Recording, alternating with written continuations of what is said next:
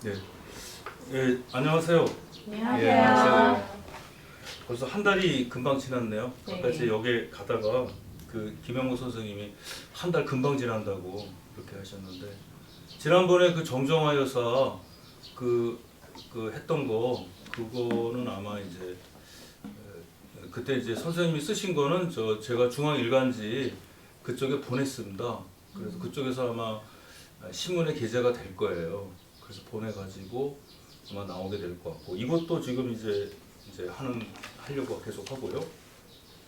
오늘 이제 하려고 하는 거는 여기 이제 그 최선화 여사하고 양우조라는 분이에요. 근데 저도 이 부분에 대해서는 잘 몰랐어요. 여기 잘 모르거든요. 그래서 이제 어제 이거를 계속 읽어봤는데, 그래서 좀 저도 좀 배워야 되고 여쭤봐야 될 것도 굉장히 많고, 이분들이 어떤 면에서 독립유공자가 됐는지, 그리고 뭐 또 이제 그 부부 사이에 어떤 일들이 이제 관계가 어땠는지 이런 거는 잘 모르겠더라고요. 이분은 양우조란 분은 미국 유학을 한 사람이고, 또 최선화란 분은 국내에서 이제 이렇게 대학을 졸업하시고 둘이 만났다고 그러시는데, 그런 얘기를 한번 김영모 선생님께 들어보시죠. 뭐. 네. 네, 그리고 잘 들어보시고 있다가 이제 그 해방 뒤에 여기 저는 이걸 많이 봤어요. 그 1945년 8월 달 전에 우리가 이제 해방이 이제 되거든요. 그때 이분들이 중국에 있었어요. 근데 아까 이제도 말씀드렸지만은 해방이 갑자기 찾아오는 바람에 이걸 기뻐해야 될지 슬퍼해야 될지 모르는. 왜냐면 우리 힘으로 독립이 된 게 아니잖아요. 그러니까 그 뒤에 그 신탁 통치라든가 이거 할 때 참 이게 안타깝거든요. 그 내막이 아마 키포인트가 아닐까 싶어요. 그걸 한번 해방이 되면 당연히 기뻐해야 되는데 우리는 기뻐할 수가 없는 그런 상황이 있었어요. 해외에 있는 분들. 그것도 많이 좀 주목을 해서 좀 들어보십시오. 네. 네. 그러면 선생님을 소개해 올리겠습니다. 예, 반갑습니다. 예, 지난번에는 우리가 이제 전통 여인과 근대 교육을 받았던 부부의 독립운동이었다면은 이번에 이야기할 부분은 우리한테 잘 알려져 있는 인물은 아닙니다. 그렇지만 당시 최고 교육을 받았던 분들이 이 상해로 망명을 해서 임시정부를 지켜내고, 그 속에서 아무래도 양우조 같은 경우에는 미국에서 유학을 했기 때문에 실제 외교 관계에 있어서 영어 통역을 하거나 이런 역할은 드러나지는 않지만 우리가 조소왕만 자꾸 이야기를 하는데, 실질적으로 그 실무를 맡고 특명 임무를 받았던 사람은 양우조입니다. 그래서 그런 면에서 저는 오늘 좀 이 두 분의 삶들이, 특히 제가 좀 이야기하고 싶은 거는 그 전쟁의 와중에서도 37년도에 딸 제시가 태어났을 때 이름 자체도 제시가 좀 특이하잖아요. 양제시. 이제 그렇게 해서 이게 이제 세계적으로 나아갈 방향을 제시하는 이런 딸에게 기대를 거는 거죠. 그러면서 전통 여인들이나 우리가 대부분의 독립운동가들이 갖고 있기보다는 사실은 제시의 일기라고 하는 육아일기를 남겼는데, 실제 이 육아일기는 육아일기라기보다도 오히려 대한민국 임시정부 요인들의 삶, 그 다음에 거기에 임시정부가 1932년 4월 29일 윤봉길 의거가 일어나고, 그 다음에 1940년 마지막 정착지인 충칭에, 우리가 흔히 이야기하는 중국의 나중에 수도가 되었던 충칭까지 가는 8년 동안을 우리가 흔히 이야기할 때 물 위에 떠 있는 정부라고 그러게 돼요. 뭐 좀 나쁘게 이제 이야기하는 사람도 자꾸 그 망맹하는, 도망다니는 정부였다 그러는데, 저는 오히려 중국이 굉장히 호수가 많잖아요. 그래서 물리를 주로 교통도로 이용해서 다녔기 때문에 저는 물 위에 떠 있는 정부였다, 이제 그런 이야기를 좀 하는데, 그래서 그 과정들, 그 다음에 일본의 침략에 의해서 그 처참한 강경들을 그 제시의 일기에 다 담아내고 있거든요. 다는 아니지만 그런 기록이 있기 때문에 우리가 어떻게 보면은 대한민국 임시정부 요인들의 삶, 우리가 흔히 이야기한다면은 대한민국 임시정부나 또는 그 언저리에 있었던 우리 한인들의 생활사를 생생하게 복원해 줄 수 있는 굉장히 귀중한 문화유산이라고 볼 수가 있습니다. 그래서 오늘 제가 이야기할 부분은 이 두 분들의 삶과 그 제시의 일기가 갖고 있는 어떤 문화적인 가치, 아니면 더 나아가서 그것이 우리 독립운동사의 그 귀중한 기록 문화라고 하는 측면에서 한번 접근해 보려고 합니다. 제가 말씀드린 것처럼 이 양우조라는 분은 팽양의 근방에 있는 강서군이라고 있어요. 그게 이제 우리가 뭐 서울시가 확장되어 가지고 과거에 시흥이나 고양 이런 것들이 서울시로 편입됐듯이 강서군도 거의 다 팽양시로 흡수가 지금 현재는 된 그런 거. 그런데 거기에서 태어났는데 집안이 그렇게 넉넉한 편은 아니었습니다. 그래서 어릴 때는 대다수가 그 시대 1890년대에 태어났던 분들은 전통교육을 이제 받다가 이 기독교를 믿게 됨으로 인해서 이제 근대 학문을 접하게 되는 거죠.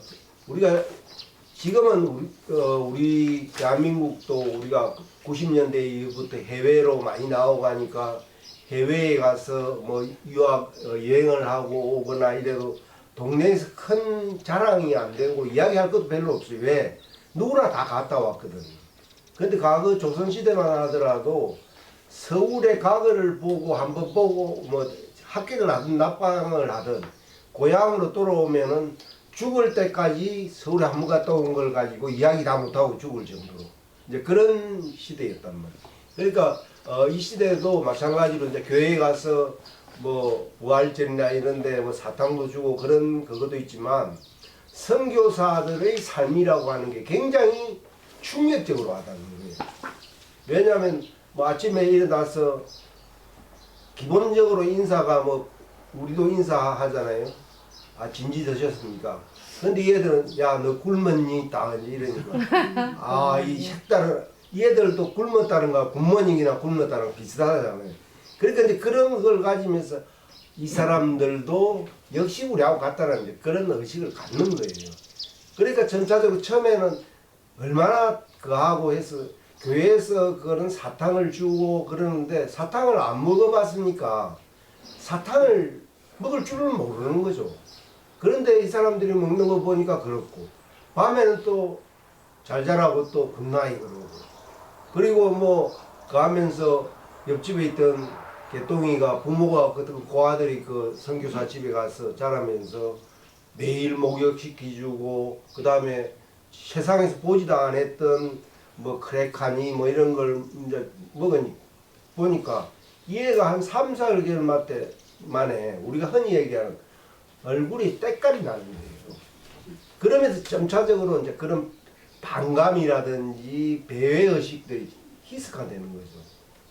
그러니까 선교사들이 우리가 중점적으로 했던 게 교육 사업하고 의료란 말이에요. 과거에는 우리가 그 병이 나거나 하면 우리가 학약으로 하는 게 그 집에서 우리가 가정의학으로 해결하거나 아니면 구슬하는 그런 행태에서 이게 이제 직접적으로 의사들이 진단을 하고 그렇게 또 살아나. 그러면서 이제 이 사람들이 돈이 없고 어려울수록 어떻게 가요? 교회를 가게 된다. 그럼 교회는 반드시 교회 안에다 학교를 씁니다. 그러니까 학교는 무료 교육이죠. 그래 이제 어떤 분들은 저보고 그런 이야기를 많이 합니다. 아 교회도 있어야 되고 학교도 있어야 되고 선교사 사택도 있어야 되고 이게 선교사 집이 교회고 사택이고 학교고 이런 거예요. 그 다음에 벤치로 하면은 거기가 병원이고 이제 그런 구조 속에서 그 선교사들이 이야기하는 것을 들어보니까 세상이 그동안에 우리는 기본적으로 알고 있는 게 중국이 천하고 중국 위에 외놈들이 좀 있다는 정도로 알고 있는 그게 아니야. 이 뭐 지도를 펼쳐나가는데 보니까 뭐 여기는 누가 있고 여기는 뭐 아프리카 토인들이 있고 남미가 있고 바다가 있어서 그렇고 자기가 여기까지 오는데 선교사들이 이야기 들어보니까 미국에서 당시 선교사들이 배를 타고 한국까지 들어오면 한 달이 걸려요. 그것도 가장 빨리 들어올 때가 그렇고 그러니까 그런 사람들이 왔는데 이 사람들이 선교사 들어오면 제일 그 아는 게 뭘 하느냐면 우리말을 배우거든. 그러니까 우리말도 조금씩 되는 거예요. 그러면서 한편으로는 영어를 가르쳐줘. 그러니까 또 영어를 배운 사람들이 어떻게 되느냐면은 외국인들이 많이 들어오게 되고 하니까 이 영어가 짧지만 그 영어를 가지고 외국 공사관이나 이런 데 가서 사안을 하거나 그걸 하면서 생계가 해결이 되는 거예요.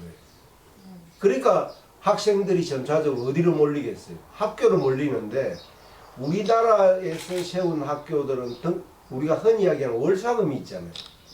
월사금을 내야 되는데 이 월사금이 비싸. 책도 그런데 이 선교사들은 뭘 내요? 월사금도 없어. 책도 무료로 줘. 그러면서 주기주기마다 뭐 시험 한 번씩 이제 시험이 요즘처럼 이렇게 보는 시험이 아니라 구술 시험을 본단 말이에요. 그러니까 그동안 좀 가르치던 거 간단하게 물어보고 그 하면은 뭘 해요? 포상을 한단 말이에요. 공책도 주고 연필도 주고 이러니까 아 공부를 해야 되겠다는 걸 느끼는 거예요. 그러면서 점차적으로 이 공부를 통해서 과거에 우리가 흔히 이야기하는 개똥이나 이런 애들이 간청에 이제 사안으로도 들어가고 그 다음에 뭐 경찰서에도 가고 그러니까 이제 이야기하는 개천에 용이 나는 거예요. 공부를 열심히 할 수밖에 없죠. 그런데 어느 날 갑자기 한 4, 5년 공부하던 개똥이가 집에 와서 뭐라고 이야기하느냐. 아이 자기 미국으로 유학 가서 공부하겠다는 거예요. 그런데 그게 개똥이만 그런 게 아니고 우리나라 최초의 여의사였던 김점동이라고 하는 분이 있는데 이 나중에는 이름이 박예스트로 돼요. 남편이 박수산이야. 그러니까 남편하고 결혼을 하니까 남편 성을 따라가는 거예요. 이게 당시에 유행하던 거거든요.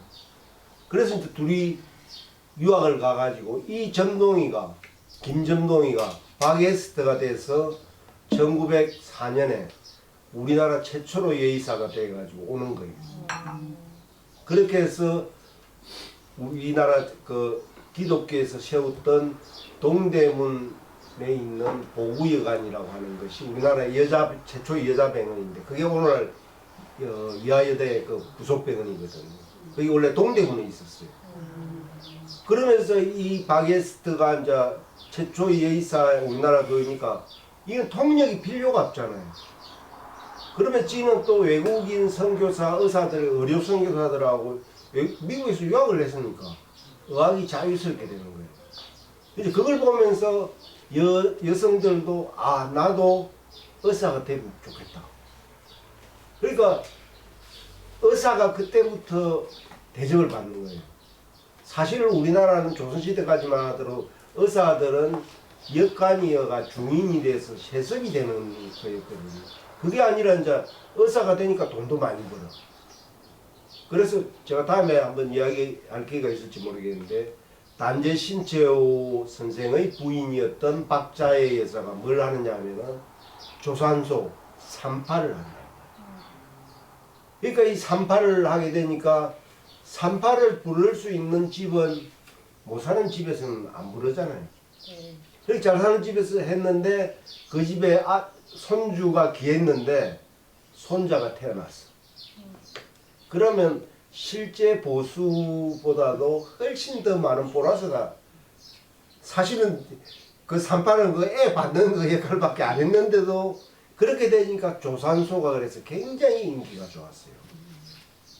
그리고 이제 이런 의료기관에다가 세브란스가 생기고 재중원 이제 있던 이런 것들이 생기니까 사람들이 의대를 가게 된다.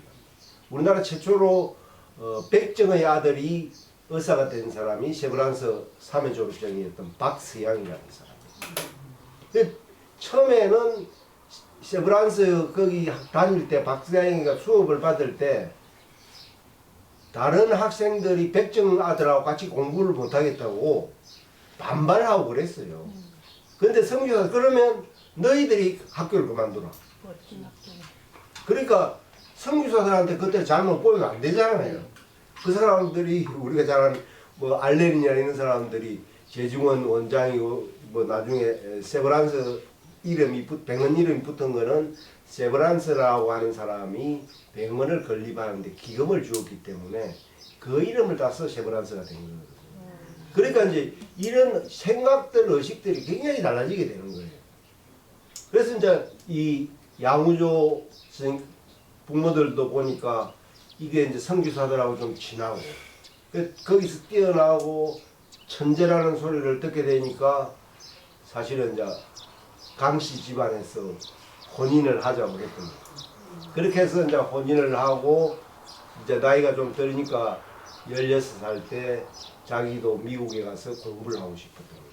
근데 그때는 바로 미국으로 가는 경우는 1910년대면 드물고 대개 상해로 가가지고 상해를 거쳐서 가거든요.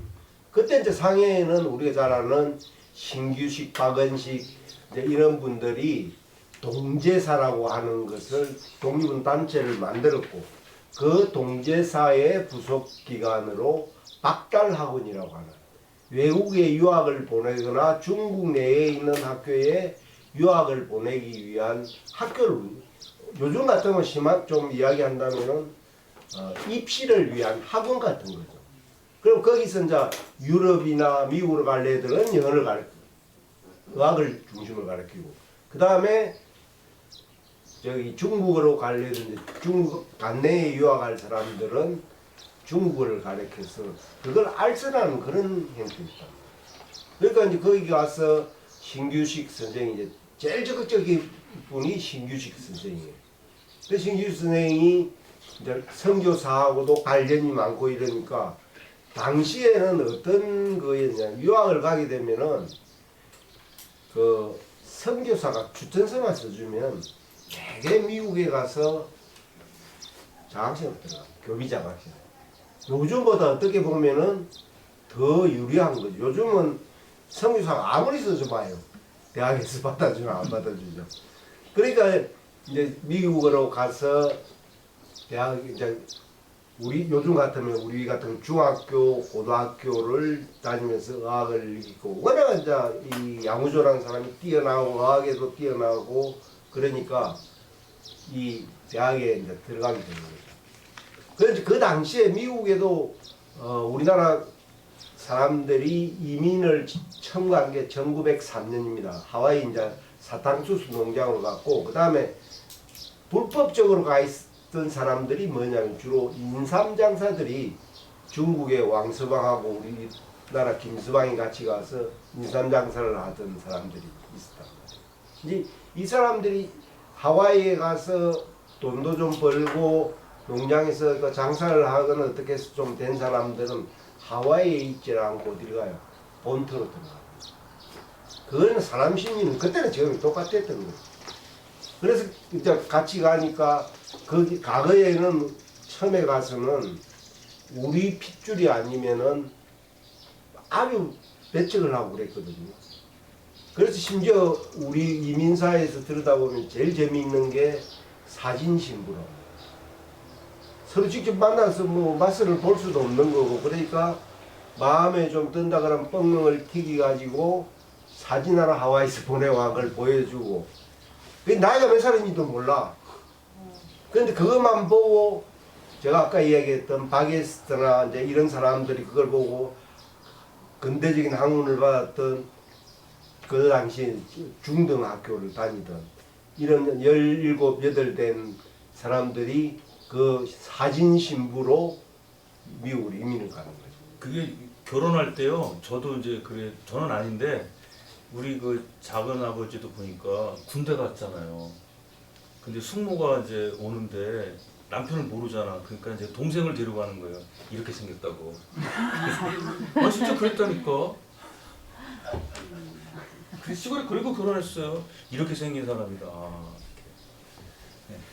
그렇게 해서 이제 이 사진 신부라 그래서 우리 어떻게 보면 디아스포라라는 측면에서 본다면은 웃지 못할 그것이 바로 사진 신부의 존재예요. 그거는 우리 한민족이 갖고 있는 어떤 굉장히 비애이기도 하면서 한편으로는 얼마나 그 혈통을 지키려고 하는 그런 이제 강한 의식들이 거기에 내재되어 있는 거죠. 그렇게 해서 미국에서 이제 공부를 하면서 보니까 한인 사회가 그렇게 단합이 잘 안 돼요. 처음에 어려울 때는 되는데 조금 정착 생활이 안정된 사람과 그렇지 않은 사람 간에는 이제 우리가 지금도 그렇잖아요. 어떤 지역적인 갈등, 그 다음에 계층적인 갈등 이런 것들이 상존해 있어요.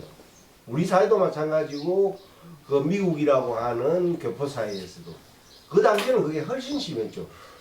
그러니까 대체적으로 처음 갔던 사람 아까도 제가 이야기했지만 하와이 사탕수수 농장에 갔던 사람들이란다. 그러니까 남자들은 대부분 군대가 해산되고 해서 갔던 사람 군인들 아니면은 농민들이란 말이에요. 그러니까 이분들이 영어를 제대로 초빙할 수 없으니까 그 생활이라고 하는 것이 그 중에 이제 특출나게 뭐 그래도 의학적인 재능이 있는 분들은 의학을 조금 해서 통역을 하면서 이제 자기 위치를 굳혀가는 그런 사람들. 근데 이제 1910년대 중반 이후로 가게 되니까 야 이거 우리 한글만 해갖고는 안 되겠다는 게 자체 내부에서 일어나요. 그런 반성들이. 그러면서 이제 미국 사람들의 생활 방식과 그걸 쫓아가게 되는 거죠. 그런데 우리나라에서 지금도 그렇지만 제일 대한민국을 오늘날과 그래도 이 정도라도 끌어올릴 수 있던 그게 바로 뭐냐면 자식을 가르쳐야 되겠다는 거예요. 우리나라가 좀 심하게 이야기하면 요즘은 조금 다릅니다만은 자식 공부한다 그러면 전부 몰빵하잖아요. 저도 개인적으로 우리 딸내미 올해 31인데 결혼할 생각 안 하고 작년부터 아버지 내 공부 좀 하러 유학 가겠다. 그래서 지금 올 8월 달에 캐나다로 갈 거예요. 그래서 이제 제가 야 지금 31 돼가지고 무슨 공부를 하겠냐 그러니까 아빠 그래도 배우가 와서 살면은 좋지 않겠느냐. 왜 그러냐 그랬더만 웃으면서 아빠도 보니까 다른 사람들 정년퇴임 해가지고 뭐 갈 데가 없다 그러는데 맨날 바쁘고 정말 좀 그래요. 저는 오히려 직장 다닐 때보다 요즘이 더 글 쓰고 만나고 그래요. 전문적인 지식이 있어야 되겠다는 거예요. 그런데 그런 것처럼 그때도 분위기가 그렇게 되고 한국 사람들이 또 한 번 한다 그러면은 죽을 둥 살둥하잖아요. 그러니까 당연히 성적이 좋아질 수밖에 없어요.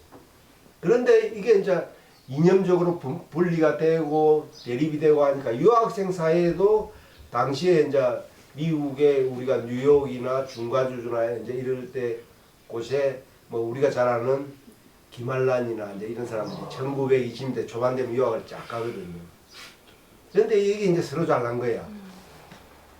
그래서 이제 거기에서 갈등이 일어나고 하니까 유학생 사회를 규합하려고 하는 거죠. 그렇게 해서 1920년대 초반부터 이제 지역 단위로 시카고 지역은 시카고 지역대로 재미 한인 유학생회가 있고 뉴욕 쪽에는 뉴욕대로 있고 이제 몇 군데가 있는 거죠. 그렇게 많지는 않아요. 한 150명 정도 되는데 그래도 당시에 150명 굉장히 그리고 대학을 다닌다 그러면 그 당시엔 최고 엘리트들이고 지성인이니까 교포 사이에도 말빨이 좀 묵히는 거예요. 그러니까 사실은 대학생이 학생이지만 미국 사회에서는 한국인들의 이익을 대변해주는 하나의 지도자 그룹이 사실상은 요즘은 대학생들 보고 지도자라 그랬다면 큰일 나겠지만 뭐 요즘 박사 받아도 다들 웃으면 받았나 보다 이렇게 생각하지만 그러니까 이 대학생 그룹들이 교포 사회하고 이제 연대를 하게 되는 거죠. 그러면서 이 사람들이 한인들의 그걸 옹호를 해주고 또 한편으로는 유학생 그룹들에서 미 의회나 미 정부에다가 대한민국의 독립을 갖다가 요청하고 그리고 실질적으로 국내 소식들을 갖다가 알려주는 신문도 발간하고 자기들끼리 우라키라고 하는 또 정보 교환은 그걸 해요. 그래서 이 양우조가 공부를 제가 잘했다고 그랬잖아요. 잘하니까 MIT 공대를 이제 들어간 거예요. 그 이제 시카고 쪽이나 이쪽에서는 양우조가 이제 부각되는 거예요. 그럴 거 아니에요. 우리도 요 시골에서 뭐 좀 가지만 야 누구 집 아들이 서울대학 들어갔더라. 그러면 0.3초 만에 온 마을이 다 알아요. 그는 국가정보원보다도 훨씬 정보가 빨라요. 그런 소식들. 그러니까 양우조를 중심으로 시카고 그룹들이 만들어지게 되고 이 사람들의 발언권들이 커지게 된다는 거예요. 그래서 이제 특히 특히 이북 지역 사람들이 지역적인 로컬리즘이 굉장히 강합니다. 그래서 당시에 이북 지역 대통령 그러면 안창호예요. 도산의 흥사단이 그렇게 강할 수 있는 게 지금도 1913년에 만들어져서 지금까지 거의 110년을 그렇게 흥사단이 강할 수 있는 게 그 결집력이라고 하는 거는 혹시 기회가 되시면은 서울 이북 오도청인데 한번 가보십시오. 거기는 전부 형님 동생들이에요. 삼촌, 고모고, 이모고. 용어 자체도 그래요. 이제 그런 것처럼 거기 되면서 뭐를 이야기하느냐. 야, 우리 앞으로 공부를 좀 해보자. 그러니까 이제 오천석 같은 경우에는 너는 우리 아들 앞으로 우리 민족 애들 교육을 시키게 되는 교육학을 해라. 그래서 오천석이가 우리나라 초창기 때 교육부장 하라고 이랬거든요. 그 다음에 너는 전기를 해라. 왜? 이 친구는 양우조는 자기가 맨방직을 하려고 했는 거예요. 왜? 당시에 우리는 물레가 작고 이래가지고 수공업적인 단계인데 일본은 맨제품이 자본주의 상품이잖아요. 그 편리하고 싸고 하니까 사람들이 국산품 애용 말로는 그러지만 어떻게 되겠어요? 싼 걸 사게 된다고. 우리가 일본하고 관계가 안 좋았을 때 최근에도 그랬잖아요. 일본 상품 북물령 운동하자. 그게 대표적으로 있는 게 뭐예요? 유니클로. 유니클로 그러는데 요즘 한번 보십시오. 오래 안 가요. 사람은 편리성을 쫓기 시작하면 거기에서 이념을 다 초월한다니까요. 우리가 미국 미우면 맥도날드 안 먹고 코카콜라 안 먹을 것 같죠. 그거 1년 못 가요. 그거 좋아하던 사람들. 제 친구 중에는 코카콜라에 밥을 말아 먹는 사람이 있거든요. 그러니까 많이 먹을 때는 그 페트병 그걸 2병을 먹는다니까. 심각하죠. 그래 제가 친구 안 하려고 그래요. 저는 고무 입에도 안 된 지가 몇 년 됐어요. 저는 코카콜라 안 먹은 지는 대학 2학년 때부터 아직까지 한 번도 선비의 기가 있는 분들은 이렇게 조선의 선비들은 그렇게 여하튼 그렇게 해서 이제 자기들끼리도 뭔가 가서 우리가 뭔가 해보자는 걸 이제 결집을 하는 거죠. 그렇게 해서 분야를 자기들끼리 나누어요. 그러니까 처음에는 선교사들이 다 신학을 공부를 시켜가지고 선교사는 자기 조수를 써먹으려고 생각하는데 이것들이 그게 아니야. 어떤 놈은 정치학도 하고 사회학도 하고 전기공학도 하고 농학도 하고 교육학도 하고 그러면서 자기가 하니까 선교사들 지원을 줄인단 말이에요. 그러니까 뭘 하겠어요. 방학때 되면 아르바이트로 농장에 가서도 하고 전기자동차 회사에 가서 뭐 아니면 요즘 우리가 세차하는 거 여학생들 같은 뭐 가정부 생활도 하고 이제 그 다양하게 이제 하면서 오히려 자생력을 길렀던 거예요. 그렇게 해서 이제 졸업을 하고 국내에 들어와서 이제 전기 사업을 좀 이제 맨방직 사업을 해보려고 이렇게 하니까 굉장히 안 되잖아요. 당시에 조선방직이나 경성방직 그 김성수 일가가 했던 이미 자본금 100만 원이 넘는 데란 말이에요. 그런데 많은 거두기도 힘든 게 그 당시 조선의 상황이었다. 당시 10,000원만 가진 자산가면은 그건 자산가예요. 그런데 그 100만 원이 넘는 자본을 갖고 있는 요즘 같으면 우리가 뭐 대기업이라고 그러겠죠. 대기업과 재벌과 여기 저 홍성에 있는 조그마한 뭐 중소기업이 경쟁이 되겠어요. 아무리 기술이 있다 그러더라도 그 한두 사람 갖고 되는 건 아니니까. 그러고 이제 미국에서 그런 활동을 하는 걸 일본 애들이 첩보가 굉장히 빠르거든요. 이렇게 뭐 거기서 우락기를 내가 이제 그 재미 한인 그걸 해서 그 활동을 하고 그 다음에 도상 안창호가 세웠던 흥사단 단원으로서 그걸 했다고 하니까 쟤들은 가만둬 주면 안 되는 거예요. 우리가 그래서 제일 무서워하는 게 호랑이보다도 무서워하는 게 순사잖아요. 애들이 꽃감을 주면은 잘 안 울지만 순사가 온다 그러면 울으면 딱 거친다는 거 아니에요. 이제 그런 것처럼 일본 경찰들이 감시와 탄압이라고 하는 게 굉장히 강화되니까 결국은 여기 더 있지는 못해요. 그러니까 과거에 유학을 갈 때 1916년 당시에 신규식의 도움받고 했는데 상해에서 임시정부가 있으니까 1927년 말 정도 되면 상하이로 가는 거죠. 상하이로 이제 갔는데 잔뜩 기대를 건고한 거죠. 아 임시정부가 있고 뭐 거기에 있는데 1928년 29년 이 단계면은 임시정부는 사실상 있으나 마나 내분이 일어나가지고 하나의 독립운동단체에 불과한 거예요. 그래서 이제 이걸 강화시키기 위해서 여러 가지 방안이 나오죠. 이제 그게 임시정부를 단일 지도 체제로 하는 주석제로 나아가게 되고 그러면서 임시정부의 외곽단체인 한국독립당을 만들게 된다. 그게 이제 백범김구. 그때부터 사실은 백범김구가 임시정부의 주요 인물로 떠오르는 거예요. 제가 지난번에 잠깐 이야기를 했지만 초창기부터 백범김구가 뭐 임시정부의 어떤 인물이랑 그거는 정말 넌센스 그런 넌센스가 없죠.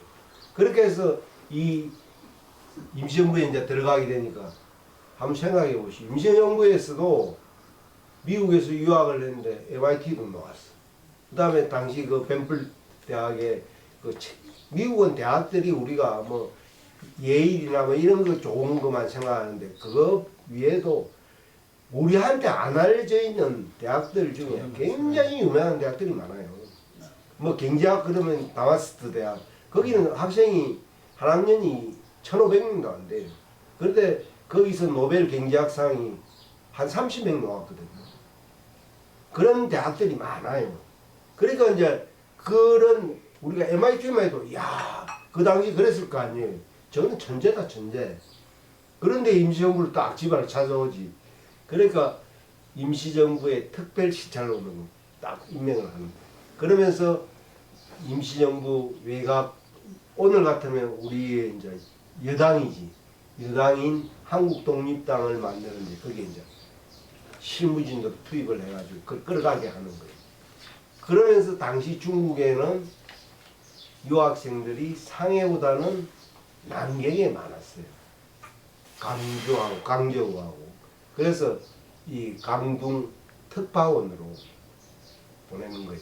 그래서 양우조는 임시정부의 가담회가 상해에 있었던 것보다는 훨씬 더 강저우에 내려와서 강동지구에서 유학생들을 포섭하고 그 다음에 우리 교민들을 그렇게 해서 이 임시정부의 외곽단체인 한국독립당은 걸출하게 만들어줘요. 그러한 것을 바탕으로 해서 백범김구가 이제 정말 1인자, 2인자 부각되기 시작하는 거예요.